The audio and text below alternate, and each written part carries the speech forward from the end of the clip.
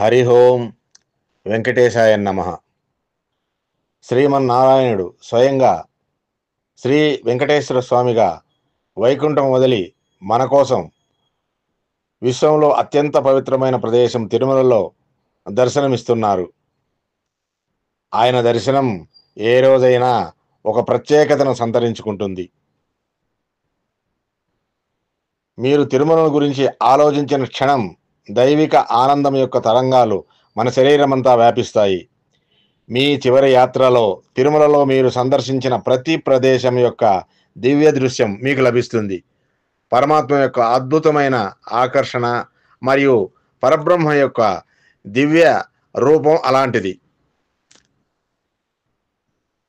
గురువారం నాడు శ్రీనివాసుడు అత్యంత మనోహరమైన అందం మరియు ఆకర్షణతో ప్రకాశిస్తారు. తిరుమల ఆలయంలో యుగాల నుండి గురువారాలు చాలా ప్రత్యేకమైనవి. గురువారం ఉదయం తిరుప్పావుడ సేవ నిర్వహిస్తారు. ఈ సేవలో పులిహోరను పరమేశ్వరుడికి అర్పిస్తారు. దానిని శ్రీ స్వామివారి ప్రత్యక్ష కంటి చూపులో మండపంలో ఆయన ఎదురు సమర్పిస్తారు. నైవేద్యం చాలా ప్రత్యేకమైన పద్ధతిలో జరుగుతుంది. పూర్వపు రోజుల్లో పరమశక్తిని ప్రసన్నం చేసుకోవడానికి గురువారం నాడు జంతుబలి జరిగేదని నమ్ముతారు. తరువాతి కాలంలో ఆ ఆచారం నిలిపివేయబడింది మరియు దాని స్థానంలో పరమశక్తికి శాంతిగా పరమేశ్వరుని ముందు చాలా బియ్యం పోస్తారు.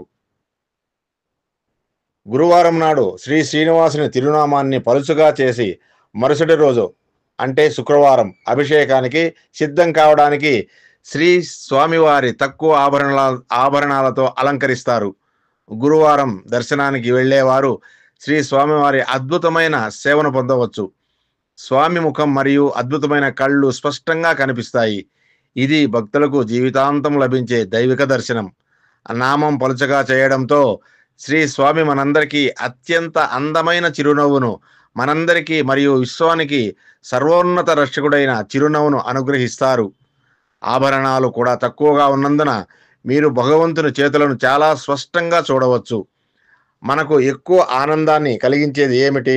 స్వామివారి అద్భుతమైన దర్శనం కంటే మనకు అంతిమ ఆనందాన్ని ఏదీ కలిగించదు.